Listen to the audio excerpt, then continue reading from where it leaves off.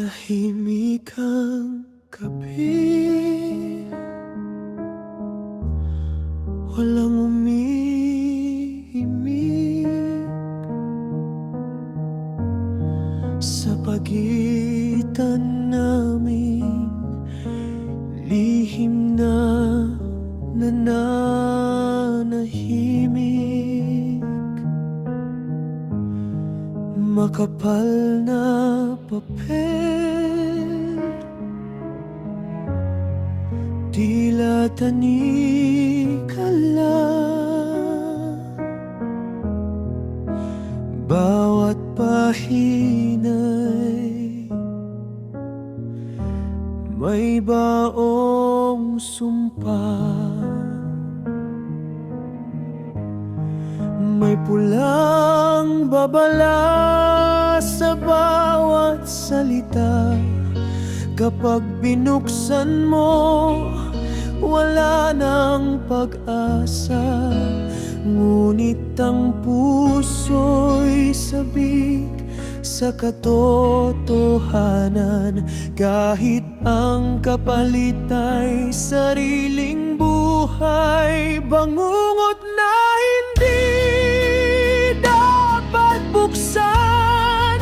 Pintuang nagkukubli ng nakaraang kasalanan. 30 ang sumugat sa katahimikan, kasabay ng pagguho ng aming pangarap.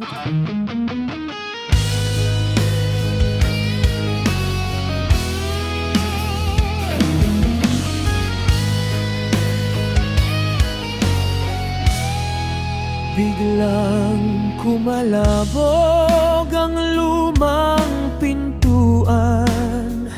May matang malamig na walang awa.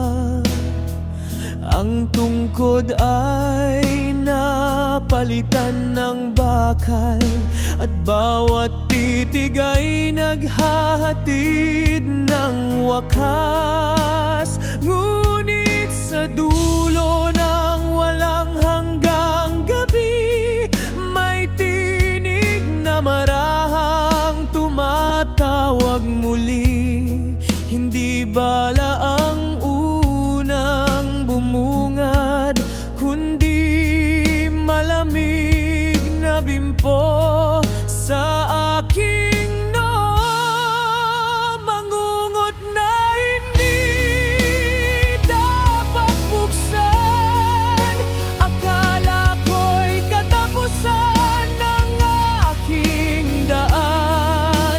Ngunit sa likod ng luha at pangamba, may taong tahimik na nagbabantay pala.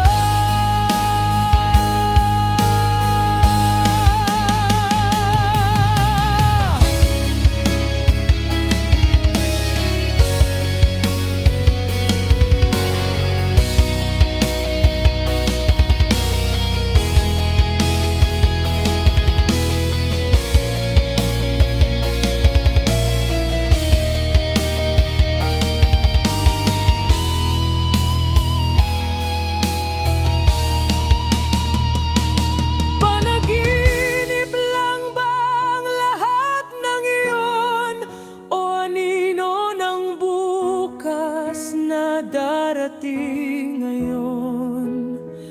Kung ang takot ay may sariling mukha, bakit tila kilala na niya ako?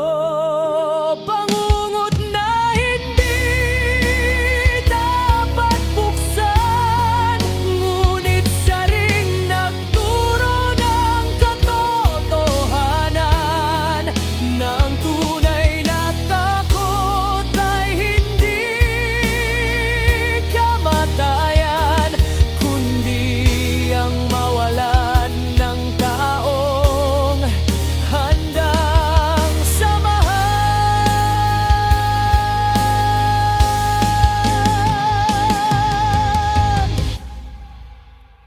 tatlong katok, unti-unting nawawala.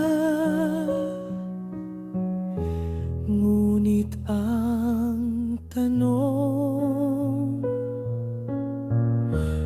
panaginip lang ba?